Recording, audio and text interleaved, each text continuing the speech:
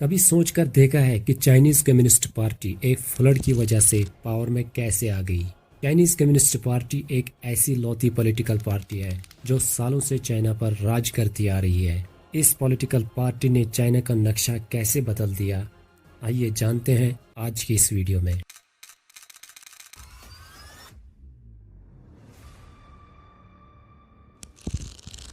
CCP की शुरुआत 20th century में एज ए रिवोल्यूशनरी मूवमेंट के तौर पर होती है। इस मूवमेंट की शुरुआत पीकिंग यूनिवर्सिटी के दो प्रोफेसर्स के हाथों होती है। इससे पहले ये जानना जरूरी है कि इस रिवोल्यूशन के पीछे का मेन रीजन क्या था। दरअसल चाइना में फॉरेन इन्वेजन और पॉवर्टी ने चारों तरफ से घेर रखा था।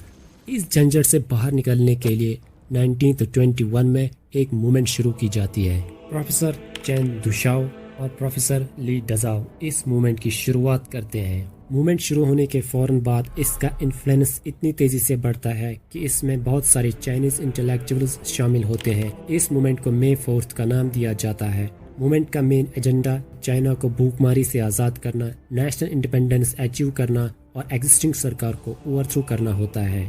उस टाइम रूलिंग सरकार में नेशनलिस्ट पार्टी होती है और ये पार्टी इस मूवमेंट के अगेंस्ट खड़ी हो जाती है। लेकिन इसके बावजूद भी इस मूवमेंट का इन्फ्लुएंस इतनी तेजी से बढ़ना शुरू होता है कि अब नेशनलिस्ट पार्टी के चीफ चिंग काई शी के पास इस मूवमेंट को अपनी पार्टी में मिलाने के अलावा कोई और रास्ता नहीं होता है। और फाइनली इस मूवमेंट के सभी इंटेलेक्चुअल्स 1924 में नेशनलिस्ट पार्टी में शामिल होते हैं। पहले 2 साल तो अलायंस काफी सक्सेसफुल रहा, लेकिन 1927 में चिंग काई शेक अचानक कम्युनिस्ट्स के अगेंस्ट हो जाते हैं और इस कम्युनिस्ट के सभी लीडर्स को शंघाई से बाहर निकाला जाता है। नेशनलिस्ट पार्टी का अचानक यू टर्न देखकर कुछ लोग इस पार्टी को सपोर्ट करते हैं और वहीं से कुछ लोग मूवमेंट को सपोर्ट करते हैं। और इसके बावजूद भी मूवमेंट के कुछ लीडर्स अंडरग्राउंड हो जाते हैं और वहीं से ही इस मूवमेंट को आगे बढ़ाते हैं। उस टाइम चाइना का southern part Chinese Soviet Republic के अंडर होता है और वहां उसकी पॉपुलेशन उस समय लगभग 10 मिलियन से भी ज्यादा होती है। साउदर्न चाइना पूरी तरह से मूवमेंट के सपोर्ट में आकर एक नया अलायंस क्रिएट करते हैं, लेकिन ये अलायंस मिलिट्री प्रेशर की वजह से ज्यादा देर तक नहीं टिक पाता है। ये सिलसिला 1935 के एंडिंग तक ऐसे ही जारी रहता है, यहाँ तक कि चिंग काई शेक के 2 जनरल्स बगावत पर उतर आते हैं। यहाँ पर ये एक लंबी कहानी है कि कैसे ये मूवमेंट एक पार्टी में शिफ्ट हो जाता है। इसको मैं आगे डिस्कस करूंगा।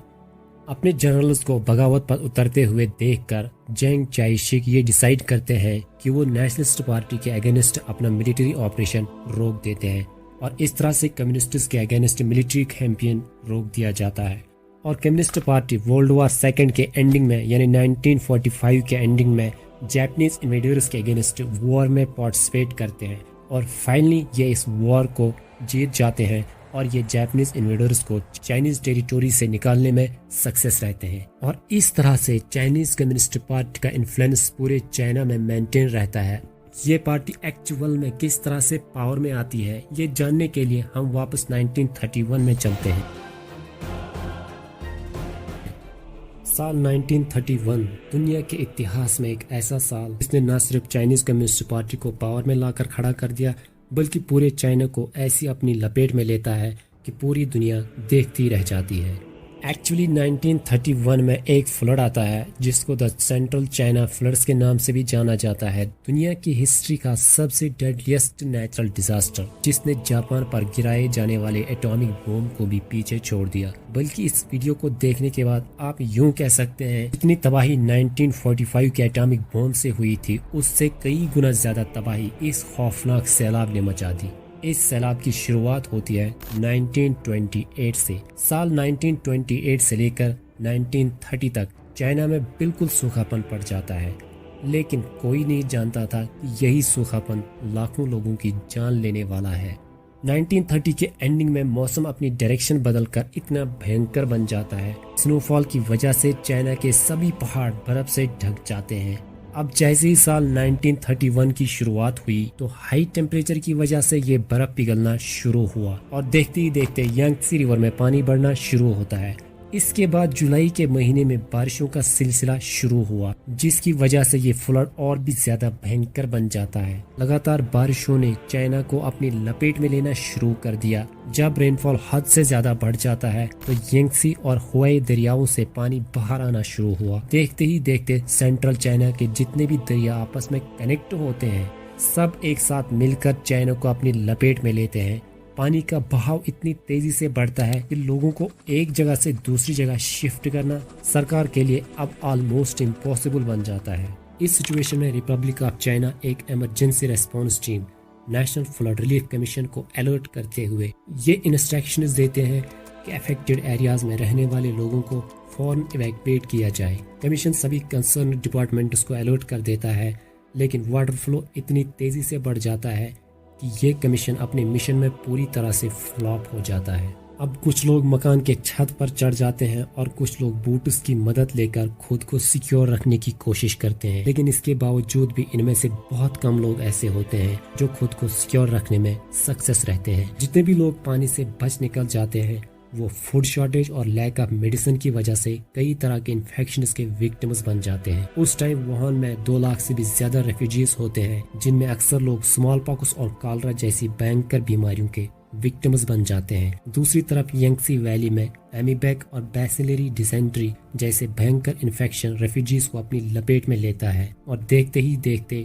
वुहान की पूरी सिटी में कॉलरा फैलना शुरू हुआ। इस इन्फेक्शन के पीछे का मेन रीजन ये बताया जाता है कि उस टाइम नेशनलिस्ट गवर्नमेंट ने पानी में पड़ी हुई डेड बॉडीज को निकालने में काफी देर लगा दी। अब खुद सोचो कि रेड क्रॉस के साथ साथ सभी इंटरनेशनल ऑर्गेनाइजेशंस इस आफत से निपटने के लिए सामने तो आते हैं, लेकिन इससे मुकाबला करना इनके लिए इम्पॉसिबल बन जाता है, क्योंकि एक तरफ फ्लड और दूसरी तरफ इन्फेक्शन होने की वजह से एडमिनिस्ट्रेशन और वॉलंटियर्स को ये मौका नहीं मिलता है कि वो लोगों को एक जगह से दूसरी जगह शिफ्ट करें या इन्हें स्मॉल ग्रुप्स में डिवाइड कर सकें। Schools, colleges, railway station, temples, roads, यहाँ तक कि सब जगह रेफ्यूजी से भरी पड़ी रहती है।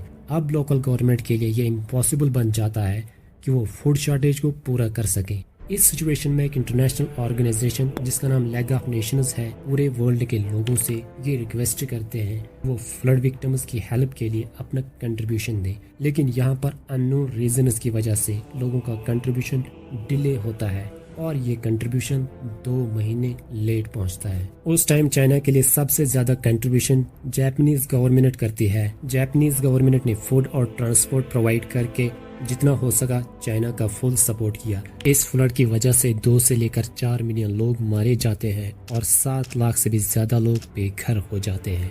इन जनरल 1931 का फ्लड दुनिया के इतिहास का डेडलीस्ट नेचुरल डिजास्टर माना जाता है। अब हमारा मेन टॉपिक शुरू होता है। दरअसल जब फ्लड ने चाइना को पूरी तरह से तबाह कर दिया तो गवर्नमेंट की इस मिसहैंडलिंग को देखकर लोगों का गुस्सा बढ़ गया और गवर्नमेंट को बहुत ज्यादा क्रिटिसाइज सहना पड़ा। उस टाइम चाइना के प्रेसिडेंट नेशनलिस्ट पार्टी के जियांग चाइशीक होते हैं।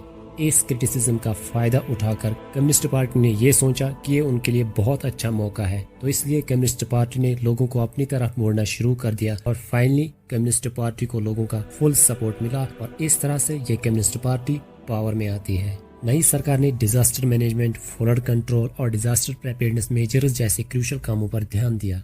कम्युनिस्ट पार्टी ने सरकार में आते ही अपना मेन एजेंडा पॉलिटिकल सिस्टम को ठीक करना और चाइना को इकोनॉमिकली स्ट्रांग बनाया था, जिसको इम्प्लीमेंट करके ये पार्टी सदियों से चाइना पर राज करती आ रही है। कम्युनिस्ट पार्टी ने चाइना को किस तरह से एक पुअर कंट्री से लेकर एक सुपर पावर कंट्री में चेंज कर दिया, इसको किसी और वीडियो में डिस्कस करते हैं। ऐसी इंटरेस्टिंग और इन्फॉर्मेटिव वीडियोस देखने के लिए हमारे चैनल को सब्सक्राइब करें, बेल आइकन भी प्रेस करें और साथ में अपना फीडबैक कमेंट्स में दें और वीडियो को लाइक भी करें। मिलते हैं नेक्स्ट वीडियो में, तब तक के लिए बाय।